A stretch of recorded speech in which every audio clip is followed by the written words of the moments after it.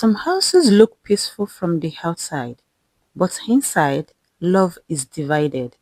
This is the story of two children who were treated like strangers in their own home.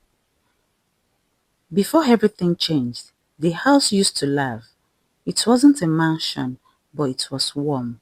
The kind of warmth that comes from peace. Their mother was the type who made ordinary things feel special. She would hum while cooking. She would smile while sweeping. And every Sunday evening, she sat by the window and braided Amara's hair gently, and Toby played on the floor beside her. Their father, Mr. Adewale, wasn't the loud type. He showed love quietly. He worked hard, came home tired, and still found time to watch his family like he was grateful for them. Toby was 13, an early teenager with a soft heart and a protective spirit. Amara was 9, quiet, tender, and always close to her brother. That was the family. Then sickness came. Their mother became ill, and within weeks, the house began to lose its color. The pot stopped making music. The laughter reduced. The hair became heavy, and one day, their mother didn't return home. After the burial, the house became a place of silence. Mr. Adewale tried to keep the family together, but grief can make a man weak in places nobody sees. He became more absent, not because he didn't love his children, but because he didn't know how to carry loss and parenthood at the same time. For 2 years, it was just the three of them, father, son, and daughter, trying to survive. Then one day, Mr. Adewale told them he wanted to marry again. He said they needed a mother. And that was how Madame Ronke entered their lives. Madame Ronke came alone, no children, no baggage, just herself, a soft voice, and a careful smile. At first, she was everything a grieving home would accept. She cooked well, she greeted neighbors politely. She called Toby and Amara "my children" when their father was listening. She looked like peace. For a short time, it truly felt like the house was healing. Then Madame Ronke became pregnant. The day she announced it, the family celebrated. Their father was overjoyed. Toby and Namara were excited too.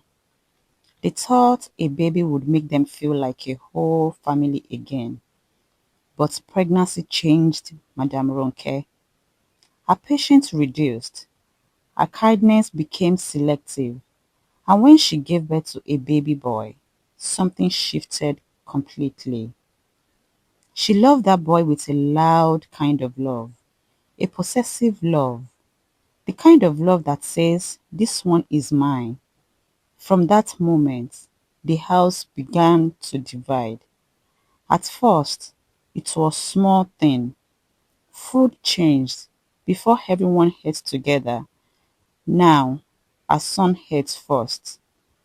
If meat was on the plate, it always landed in her son's bowl. If Amara reached for it, Madame Ronke would tap her hand and say, "Leave it." If Toby asked for food, she would reply, "You've eaten enough." Sometimes she will keep the pot in her room and say, "I am saving it." Saving it for who? Not for Toby and Amara. As time passed, the favoritism became louder. When a baby cried, she ran. When Amara cried, she rolled her eyes. When her son broke something, she said, "It's just a child."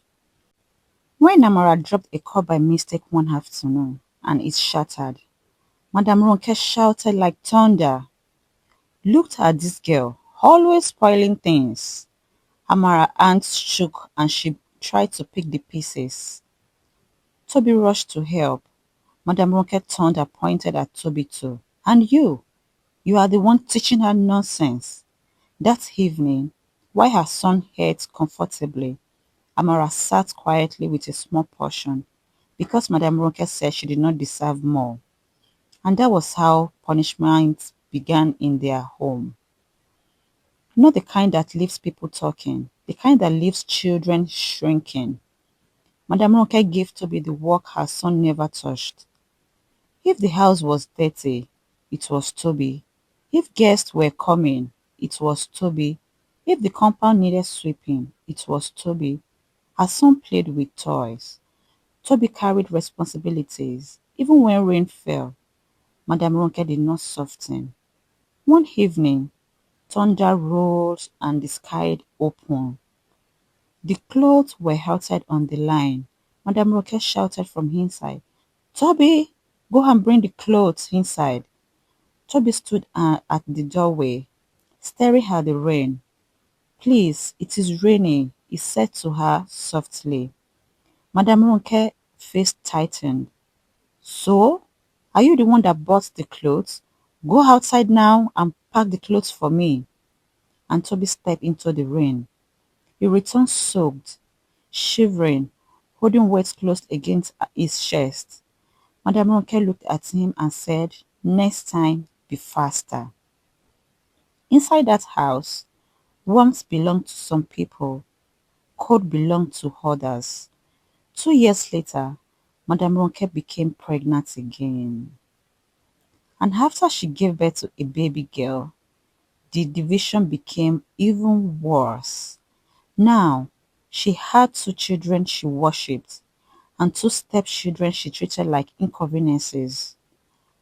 Her daughter was carried, Amara was commanded. Her daughter was protected, Amara was accused.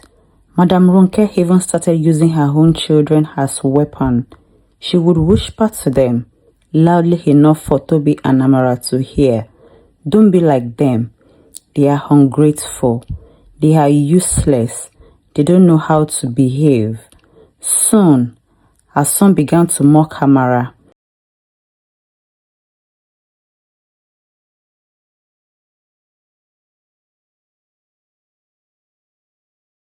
Her son would push a book from the table.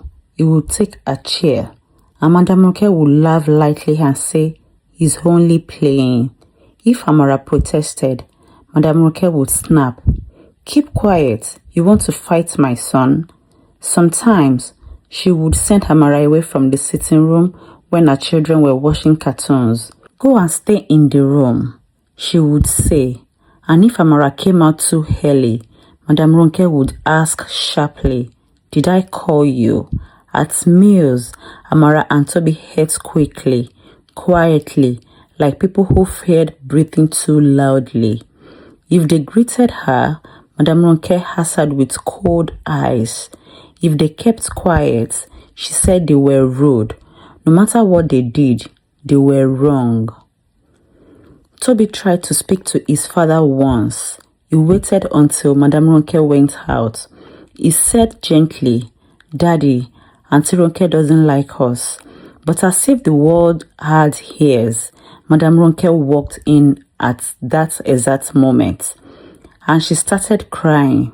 Not small tears, big one. She held her chest. She raised her voice. She said, "So after everything I do for them, they are lying against me." She turned to Mr. Adewale. "I left my peace to help you, and this is what I get." Mr. Adewale, tired from work, confused and guilty, shows the loudest story in the room. He shouted at Toby. He warned Amara, and Madam Ronke warned them again. That night, Toby learned something painful. In that house, truth was not the loudest voice, so he stopped talking. Amara stopped smiling as well. But outside the home, someone noticed. At school, Mrs. Daniel watched quietly. She noticed Amara withdrawing from friends. She noticed her silence. She noticed how Toby always looked like he was thinking too much for a 13-year-old boy. And one afternoon, Mrs. Daniel asked Amara to stay behind. She didn't pressure her. She just spoke softly. "You are safe here." Amara tried to smile, but her eyes gave her away. And when Mrs. Daniel asked again gently, Amara finally released the truth. Not everything, but enough. Enough for Mrs. Daniel to know what is happening. Something was wrong at home. And in that moment, Amara's life began to change because somebody finally believed her. At home, the tension grew. The lies were getting tired. The truth was getting heavier. And one evening, the house was quiet. Too quiet. Toby was coming down the stairs slowly. He had his school notebook in his hand, the one he used to write everything in. Every insult, every time food was denied, every whisper. He didn't know someone was watching. Mama Shade was standing at the bottom of the staircase. She saw the notebook. She asked, "What is that?" He froze. She walked towards him. She grabbed the book. And as she flipped through the pages, her face changed. She saw dates. She saw words. She saw the truths written in a child's handwriting. Her voice rose. "What is this nonsense?" Amara rushed out of her room. The father came out of the study. Voices rose. Eyes widened. And in that moment, the notebook slipped from her hand. It fell down the stairs. Pages scattered across the steps. The father bent down. He picked up one page, then another, and another.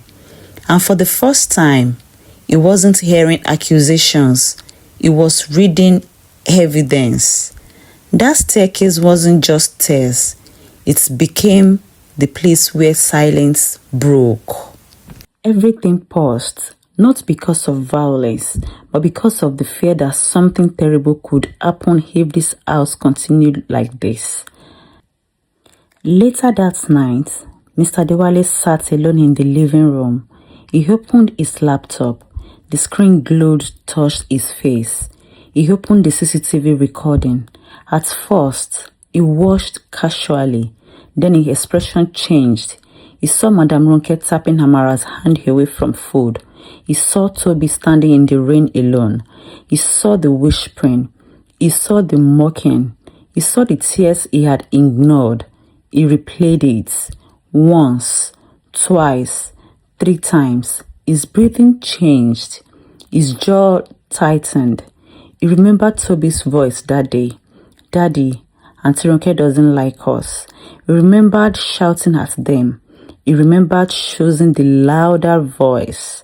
And for the first time, he asked himself, what if my children were not lying? Truth does not scream, it reveals. And once a man sees it, he cannot pretend again.